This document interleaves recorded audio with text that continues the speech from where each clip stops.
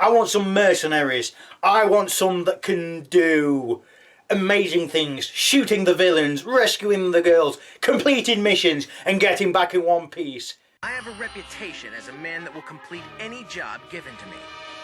It's not a reputation I intend to lose. I work too hard for it. Maybe.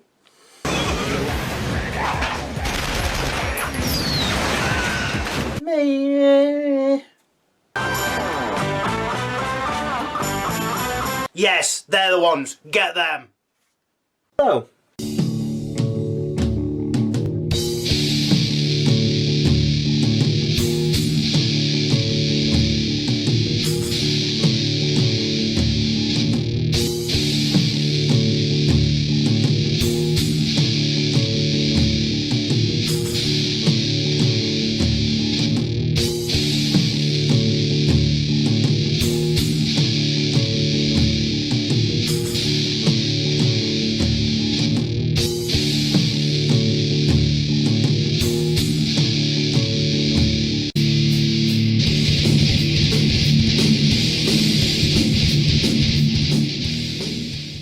Hello, another video, and this time we are looking at something that, as far as I'm concerned, is long overdue.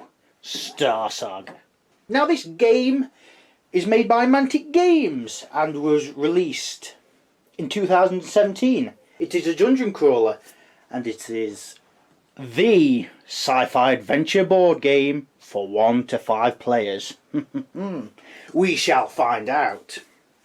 Now, for those of you who like a good dungeon crawler, say if you like Dungeon Saga or Hero Quest or Warhammer Quest, it is similar in the very basic regards. However, because it is in the far future, there are guns, and with guns comes responsibility to kill your enemies and make sure they don't get back up, because if you don't kill them, they will get back up. The front of the box contains some very nice artwork of all of the main characters you can play in the game.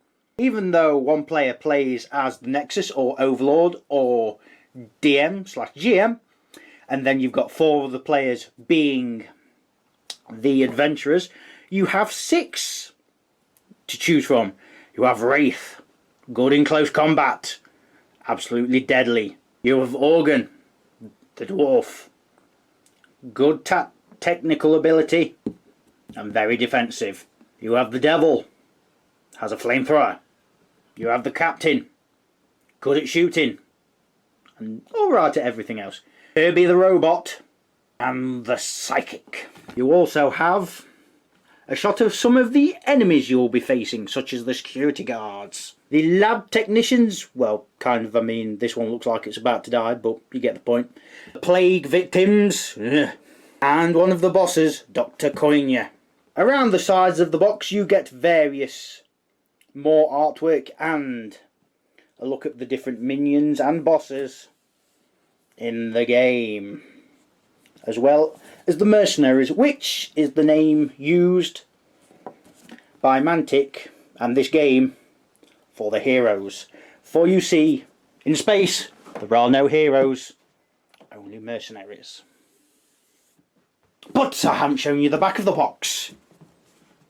Here we see the person you are working for, Blaine. He's basically Mantic's version of the White Dwarf and appears in every game that he can. You'll get some background, you'll get some objective background fluff, you'll get contents of the game, you'll get an example of what's in the game and how the game can be set up. Typical runtime and the number of players. So that's it for the box. But what do you get inside? Well, you have a lot of different miniatures, as you would expect in a game such as this. And you will find a various number of different minions you will fight against in your mission for conquest, money and victory. Such as the lab technician, very weak but very numerous in number. The security guard, very basic but has a gun. The corporate marine, a very powerful foe. 2 different variants of rangers, one with a laser rifle, one with a flamethrower. And the plague victim, very durable and very good in close combat. These have a number of different sculpts. They're not just the ones that I show you here. All the minions have at least 2 sculpts to them, whereas the security guard and the marine, from what I gather, have 3 different poses to them. At least the security guard does. But the minions come in red coloured plastic and aren't painted. But I just thought I'd show you my versions. You get 5 bosses to try and defeat as you go along the campaign, or you might want to take them on alone. Guard Commander Graves, a powerful opponent for shooting and supporting security guards. Living storage unit, a living being that has been cyber engineered to become a living data storage unit. Dr. Konya, good support for his minions and can also mutate them into plague victims. Monarch, an enforcer that is there to make sure job is done. And a plague aberration. Now, unlike the normal plague aberration you get for Dead Zone, this is one piece plastic. Now, this comes in grey, but the rest of the bosses come in blue, as do the mercenaries. These are the characters you're playing against the Nexus player, or the Overlord, the Commander, Wraith, Kirby the Robot, Organ the Dwarf, the Devil, and of course the Psychic. Also comes with models for different items, mainly used for the Dwarf of course. These are shield generators. These are turret emplacements. This is a bag of explosives. Now, something to note on all of these is none of the items that I've just shown come with bases. Also, they come in blue plastic, like the mercenaries and the bosses. However, if I just show you a mercenary, now this is 28mm, look at the size of that, it is tiny. I recommend if you play this, get these on bases. If you don't get them on bases, chances are you will lose them. Now, it's not so bad with the turrets because they are fairly sized, but to make it all uniform and make sure it's put in the right place, I like to put it on a base. Plus you can use them in Dead Zone if you want to be turrets, which is nice. Doors and other furniture, such as little doors, bigger doors with different sculpting on them, weapon racks and cabinets, crates and cabinets, vats or silos or power generators or something. Paint them how you wish. Terminals, one that's a bit larger and one that's a bit taller, but they all do the same thing. And various desks and tables. Now, there is something to note that you might have seen, especially with these tables. They are a bit bent. This can happen to some of the miniatures as well, because due to the plastic mantic use, these can get a bit bent. It's a bit of a shame, but not hard to sort if you just use a bit of hot water or a hairdryer just to straighten them out somewhat. These all come in grey plastic, and they are very, very good to use around the game. Tokens of various description, including, but not limited to, player token. Now, these are double-sided and come with various different colours. For example, there's the green one, to mark player who's still to activate and who has activated. Small and large reinforcement points for the minions of the Nexus player to bring on. Now, these come in active and deactivated. Experience point markers. These are used to level up the mercenaries in the game. We'll come on to that later on. Damage tokens that are more meant for the bosses and the mercenaries. Now, there is none for the enemies, so you might want to stack these up or use some small dice, which is a bit of a shame, but it is what it is. Darkness tokens to show when the lights are out or there is smog. Perfect setup for an ambush or an assassination attempt. Starting point marker for the mercenaries to begin the mission, which also can become a spawn point. Fallen mercenary marker. Now, this is an interesting thing because the other mercenaries can stand on their friend's marker. They can also loot their friend's marker to gain weapons, which in turn you'd flip over to get the looted fallen mercenary side. Locked door tokens of 1, 2, 3 and cannot enter quality. Now these are double-sided, but sometimes you'll find that the 1 does not have a 1, but instead has a 2. This is a good way to represent that, just in case you might need a door with a 2-toe lock on it, or a 3 lock on it, or multiples of 2s or 3s, or indeed 1s, or cannot enters. 5 red, or salmony colour. The picture's so red, but they are actually more of a salmony colour. And 5 blue dice. Now these are not like normal dice because they have different markers on them. They have miss, small, medium and large.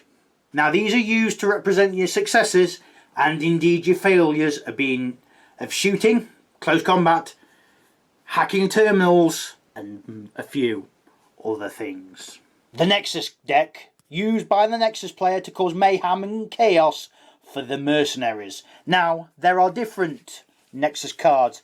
You have the main deck, which is divided up into level 1, which is yellow, level 2, which is orange, level 3, which is red, and the event cards. The event cards cannot be skipped and always are played on. Stat cards for the different minions. These include the Security Guard, the Corporation Marine, the Corporation Ranger, the Corporation Ranger with Flamethrower, the Lab Technician, the Plague Victim, and the Defense Emplacement. Now the Defense Emplacement is only used in one of the training missions, which is a little bit odd if I'm honest, but I suppose if you make your own missions up, these could be included. Basic loot card deck of various types. You get items such as the Frag Grenade, the Armor Piercing Ammunition, the Laser Assault Rifle, and the Energy Bar. There are multiple different ones, and there are a few that's only single ones. Rare items, which are only single, original stuff, such as the Neural Interface, the Mind Shield, and the Defibrillator. Or the Defibrillator, whatever.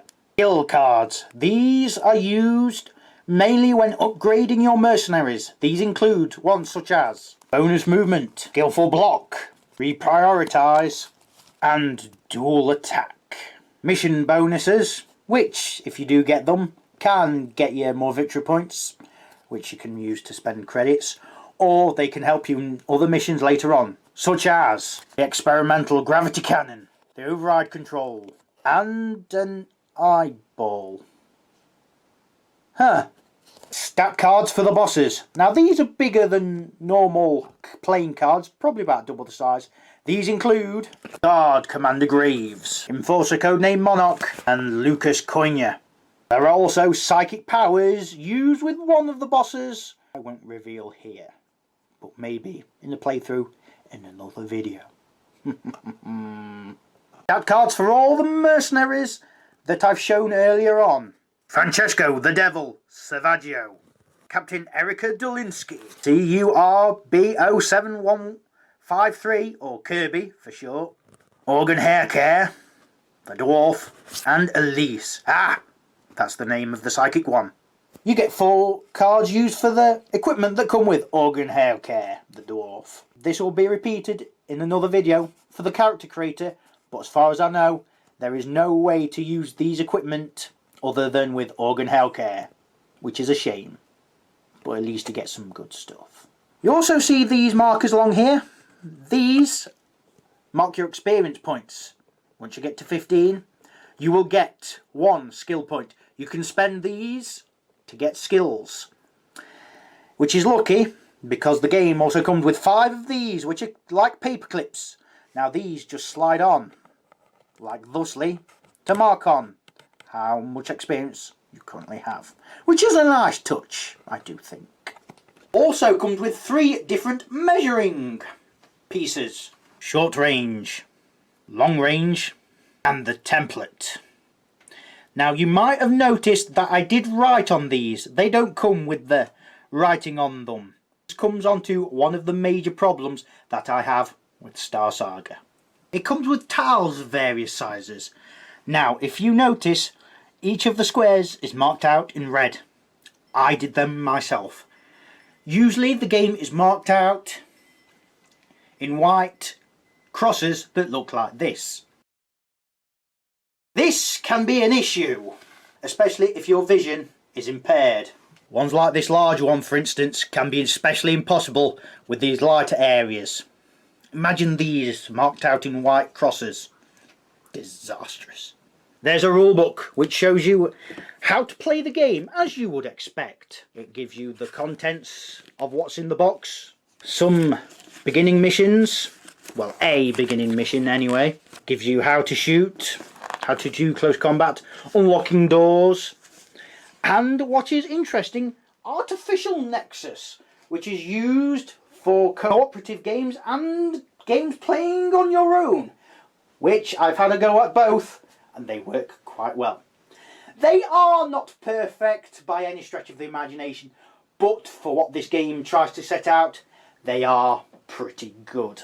Also gives you a little glossary on the back, just so you don't have to keep going through the book all the time. So you can just skim this page and go, how to damage. You'll need to do all these steps. They are there. Also comes with the campaign book called The Era's Contract. Blaine has sent the mercenaries out to Eras to complete the contract. It contains 3 training missions and 9 campaign missions. Technically 12 campaign missions in all, as they all are linked. It's a very nice way to show you how each of the basic mercenaries work and how each part of the game works. I shan't show you very much, but here's just a basic vision of the map of one of the games, a little bit of photos, which is nice, and this is how a mission is set up. It basically shows you how to complete the mission, mercenaries points, or starting mercenaries if it suggests, the Nexus player should do, the terminal strength and whatnot, what loot if there is any, mission progress if the Nexus player needs to read anything out, and what happens at the end. Of course, a little bit of text at the start and an end for flavour.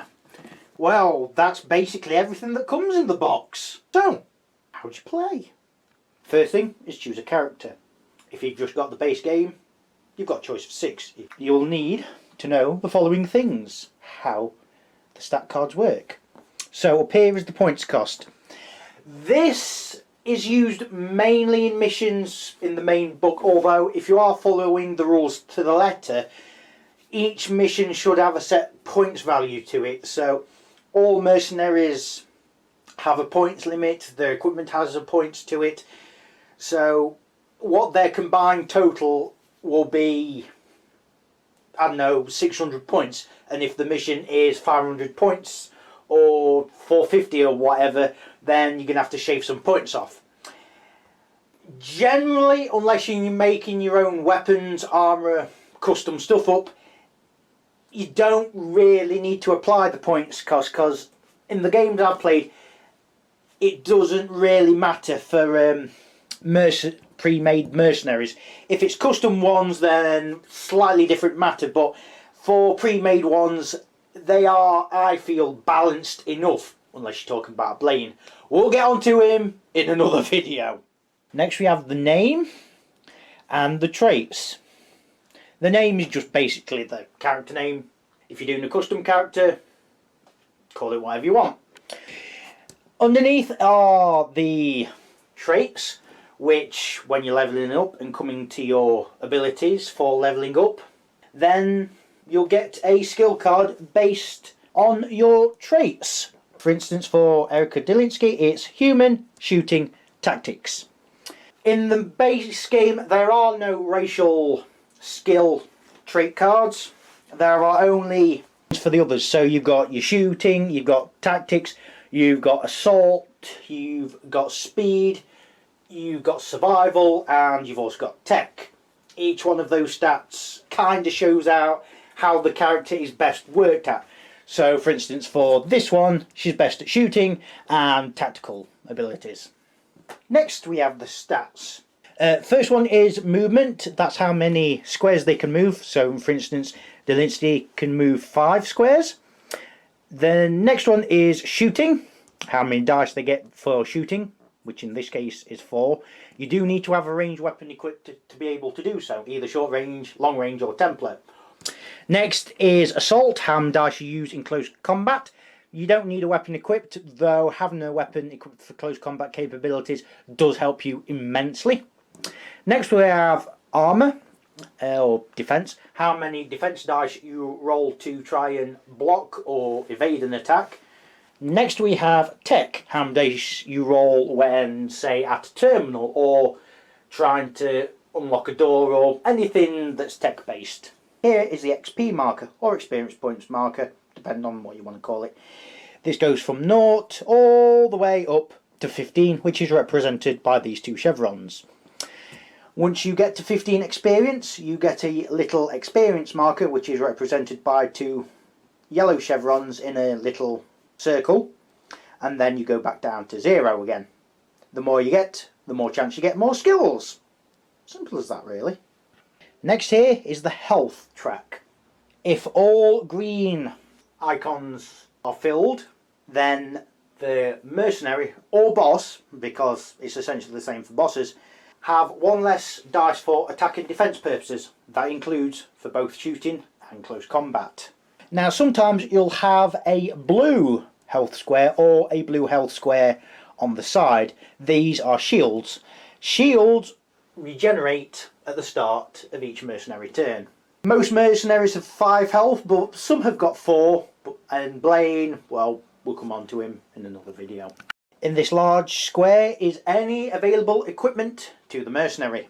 Sometimes it will say different abilities if they come with them as standard. Sometimes it will just, for instance, here, just say one piece of kit. Laser assault rifle, range weapon, long. So she comes with that standard, can't sell it, it's just what she keeps. Which, considering she's got 4 dice for shooting, is pretty good. Down at the bottom is the feat. Now each character, even custom ones, can only ever have 1 feat in the entire game. Doesn't matter how many times they level up, they can only have 1 feat. Now each character always comes with 1 as standard. In Delinsky's case it is always pew pew pew, shoot up to 3 times, resolve the shots one after another. The Nexus player has something to get ready too. The Nexus deck. Now each mission will say in the campaign book what you need to do.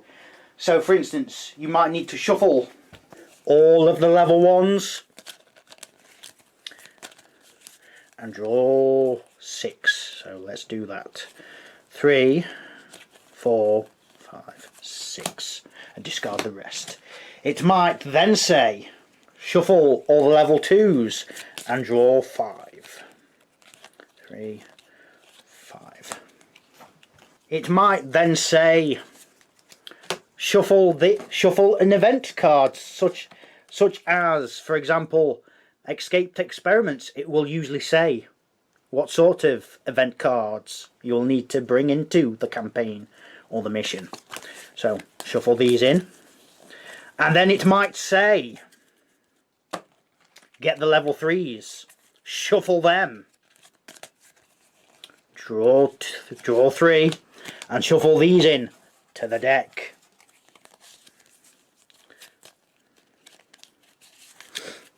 Once you've done that, the Nexus player draws 3. Now you can only play 1 for the ability at the top, 1 for the reinforcement cost, and 1 to activate a spare minion or someone who's already activated, which is a nice touch. Now you can only do these things once per turn as the Nexus player. Once all the cards are gone, apart from event cards, the discard pile is shuffled back and a new deck is made from that discards. Now if an event card is drawn, the text is read out to all players and is carried out, then a new card is drawn.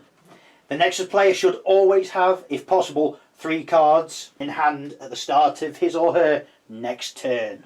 The Nexus player also has to get the different stat cards for the minions and bosses if there's a boss included in the mission. Now it will say, if you're using a mission book, for example from the main game, what minions you need to use. They will be shown by these little symbols here, for instance the security guard. Now the security guard's symbol is this, which kind of looks like, looking at the lab technician, is very similar, which the colours are different and the security guard's one is in a shield. But it would have been better if the security guards one wasn't a star. If it was just a plus or something or other, or just the shield itself, that would have been a big difference. But it's that little red star in the middle that really confuses me at times. The security cards, stat cards, are smaller. They're about the size of a playing card, but they are very similar to the mercenary one. So the points cost here is for reinforcement points. This allows you to bring on more or less minions depending on the cards used. Next is the little symbol depending on the minion used. Next here is the name, which kind of says what it is really. Next here is the stats, kind of the same as the mercenary one, except there's no tech one. So the first one is movement, moving the same squares. Shooting, how many dice they get in shooting. Assault, how many dice they get in assault. Armour, how many dice they get for defending against attacks. Health, how much health they've got. There's no health track or experience track because they are minions. Nobody cares about them. Down here at the bottom is the box containing any equipment and abilities the minion may have. Some just contains the weapons they've got, some contains abilities. So the security guard, they've just got a laser carbine, range weapon, long. Fairly standard, fairly cheap, gets the job done. Security guards are more powerful than you may think. Bosses are a different kettle of fish. They work kind of like mercenaries, except there's no experience track. Along the top we have the name, kind of to be expected. Next we have the stats. First is movement, how many squares they move. Shooting, how many dice they use for shooting. Melee, how many dice you use for close combat. Armour or defence, how many dice they use to defend against an attack. Next we have the health track. It works in the same way as mercenaries, but because they're bosses they might have less or more. Mostly more. Again, when all the green ones are filled, they have one less dice for attack and defence purposes. That is both ranged and close combat. Down here is the box containing the weapons and abilities of the boss. Now this is the first boss you'll find. It's a little bit of a spoiler, I know, but it's fairly early on, so it's not really that much of a spoiler. And to be honest, it will show you the basics of how the bosses work. So if you want to read it, feel free. Stop the video at your leisure.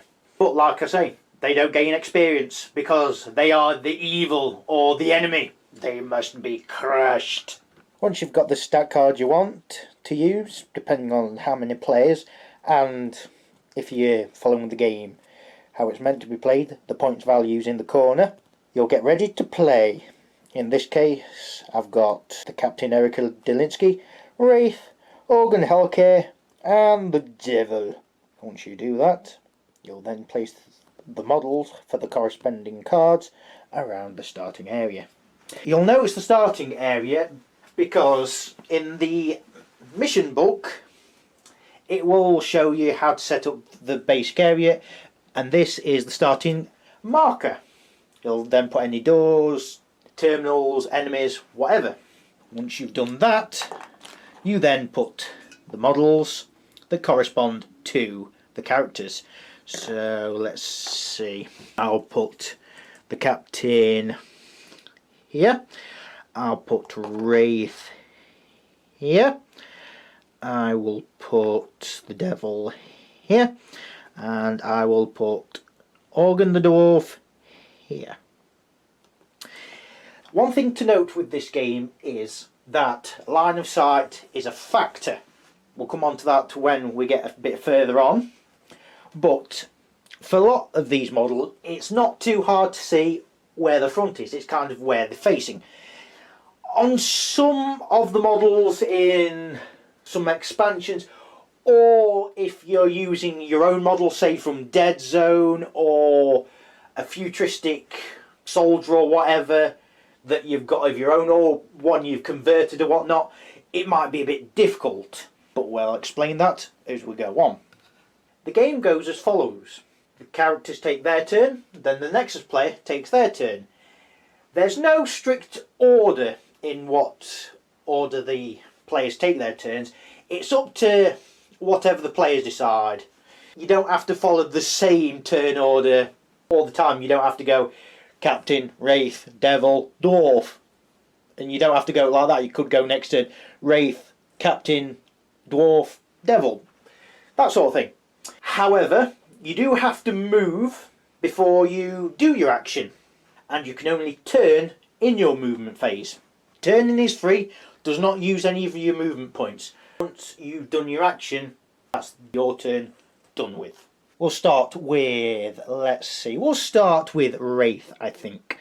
So Wraith has a movement of 6. So 1, 2, 3, 4.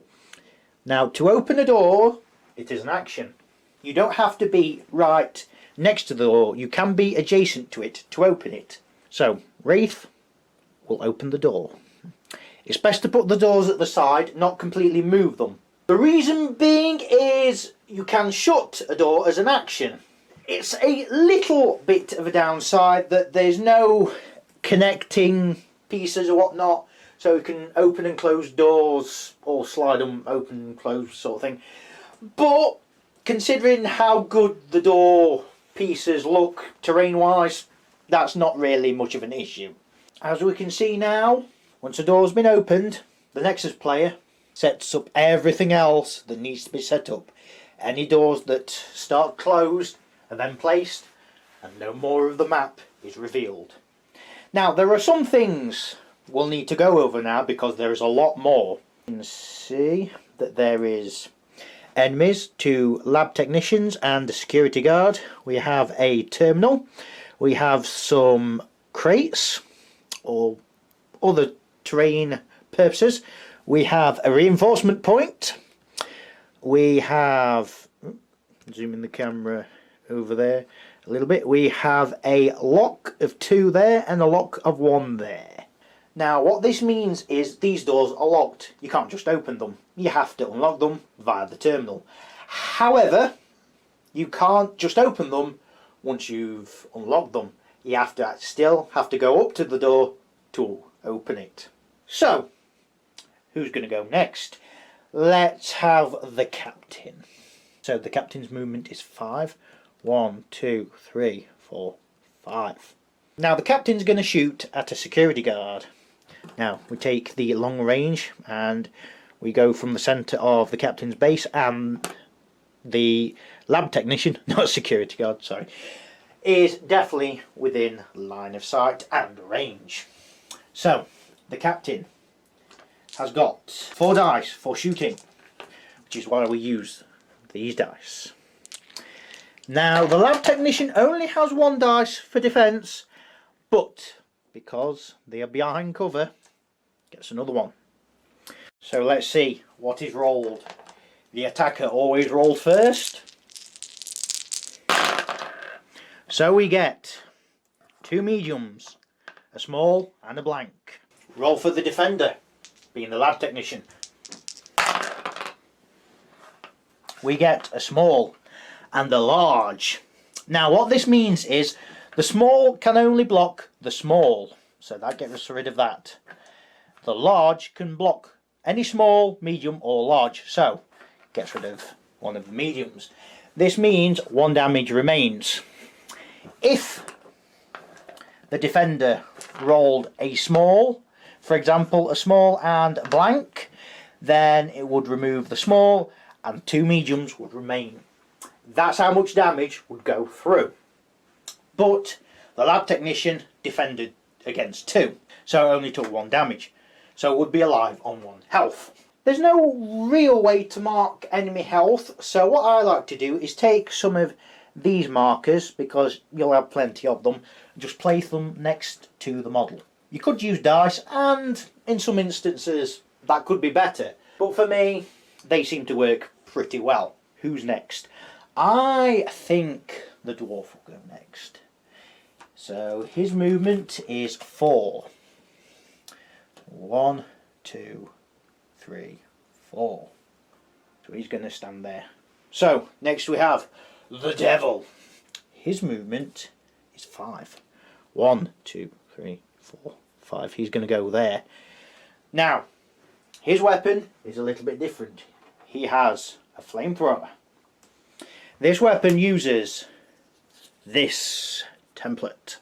Now, what this means is that you place the template over half of Savaggio's base, with the short end at Savaggio, or the devil, whatever you want to call him, going outwards. These weapons ignore cover and hit all enemy and friendly models in its firing arc. So you're going to have to be careful in how you use them because they can be deadly. So in this case, it would hit that lab technician, and even though it's behind a crate, no cover bonus is given. But what if you shoot him from behind, for instance, like this? Well, the enemy would be at -1 defense, because being shot from behind, you're not really going to be as able to block the hits or move out of the way. You can't see where they're coming from. Once all characters have taken their turn, it's now the Nexus player's turn. In the mission book, it will say how many models get to activate and how many models you get to spawn in the reinforcement zone each turn. Now, if you're doing your own custom mission, what you should do is put some sort of limit on. Agree it with all players, say. So, for instance, this instance, I'll do 2. So I will move the lab technician 1 and then 1 to there. You can move diagonally, but the Nexus models work in the same way. They have to move, then do their action. They can't do their action, then move. If someone reaches close combat, like that, the opponent cannot shoot them. Other models can, unless they get into close combat, which means they'd have to move backwards. If they do want to move out, the model that would be the attacker gets a free strike on them. So say there are 2 enemy models in combat with 1 model, then the defending model will get -1 dice for defending. If the attacking model is outnumbered, they get -1 dice for attacking. Again, they cannot shoot.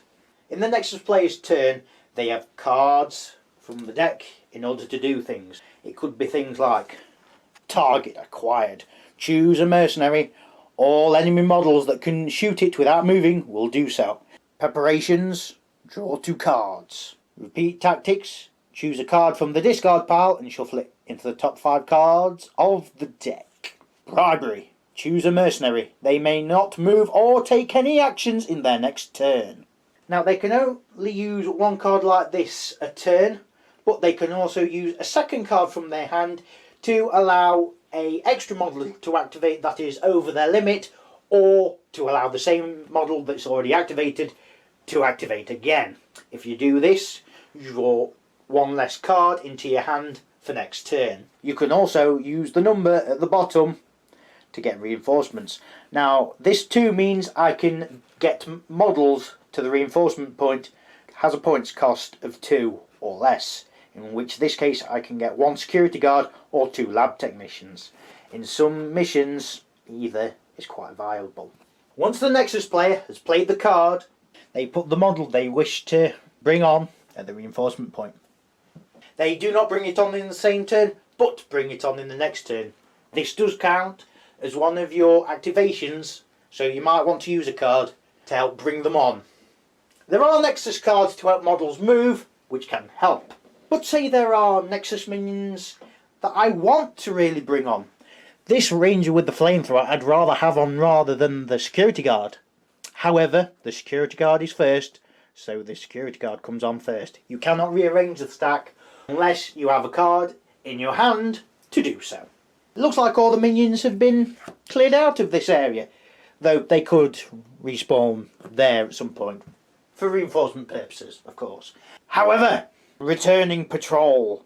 Place a reinforcement point marker on a mercenary start point. Now what this means is you take the start point, if there's only 1, if there's 2, you have a choice, and flip it over. For you see, this is also a reinforcement point. This means there is more choices for the Nexus player to bring on enemies.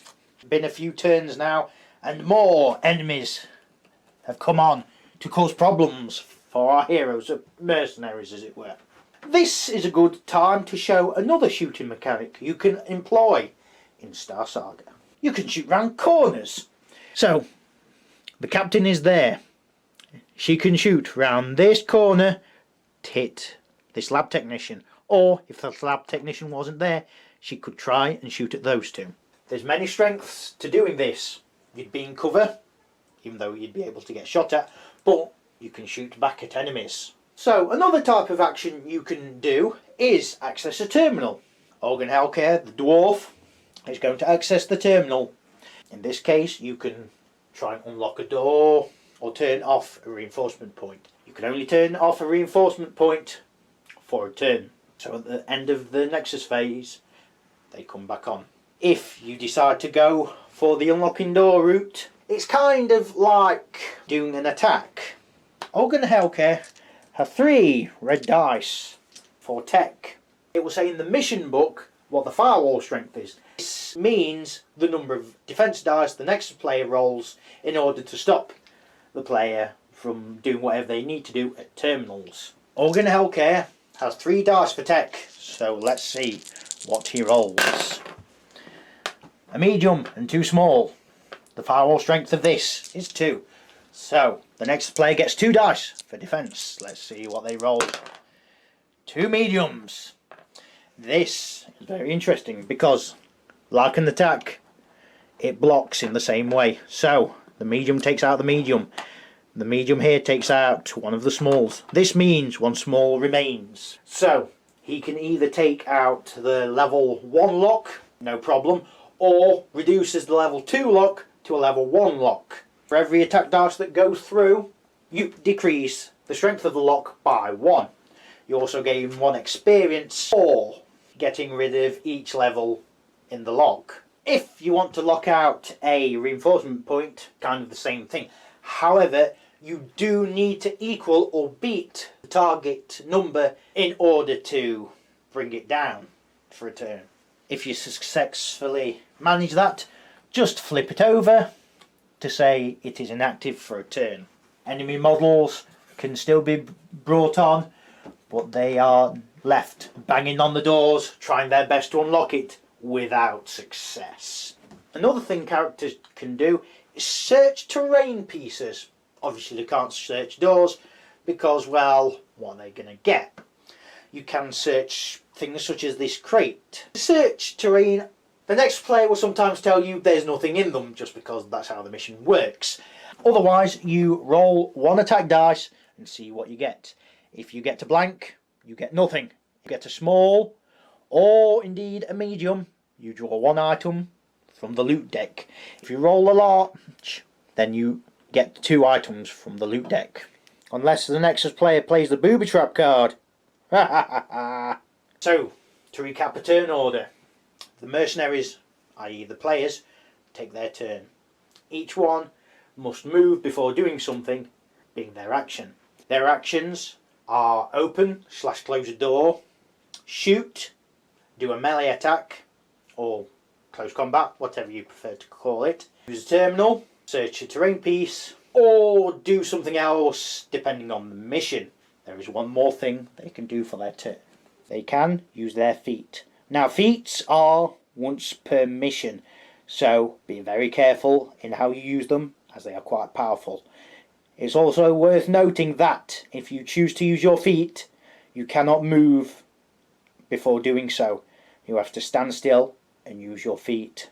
The captain's, for example, is pew, pew, pew. Shoot up to 3 times. Resolve the shots one after another. Then it's the Nexus player's turn. The Nexus player kind of works the same way, except they've got cards they can use to do different things. Play the card, do what it says on the card, then discard it. Use the number at the bottom of the card to bring your reinforcements on. Discard a card to activate another minion, or activate a model that has already activated. The Nexus player also has cards that activate in the mercenary turn, such as the booby trap or interrupt cards. Once the Nexus player has played their cards, activated their minions, they draw cards until they have 3 in their hand. If they have more than 3, or if they've played a card to activate an additional minion, or one that's already activated, they draw 1 less. Once that's done, the turn restarts. Mercenaries take their turn, then the Nexus player takes their turn. If there is a boss character, such as Dr. Konya, they do not count for the number of activations the Nexus player has. They can always activate regardless of how many get to activate. You gain 1 experience for each damage you do on an enemy. You gain 2 for each damage you do on a boss. You get 1 experience for access terminals successfully. All in all, Star Saga is a pretty good game, really, as far as I'm concerned anyway. I have a few niggles with it, such as how the tiles are. I can use them well enough. I can imagine for some people who can't see very clearly, or have got really bad eyesight, I can see they could be an issue. I can also see an issue being there for people with the bases. However, pretty much all the models are easy to see where they're facing, so it's not that much of an issue. There's also a thing of some of the models and terrain being a bit bent or wobbly because of the plastic. That's easily sortable, and with the amount of detail on the models and the price, I don't think it's too bad. Now, saying about the price, you are looking at between 40 and 75 quid depending on where you buy it from. Now, I'll link somewhere on the price. Now, I will do quite a few more videos on Star Saga, such as the expansions, the character creator, and I'm sure I'll do a few Let's Plays and whatnot. But for now, that's it for Star Saga. Really nice game. Goodbye for now.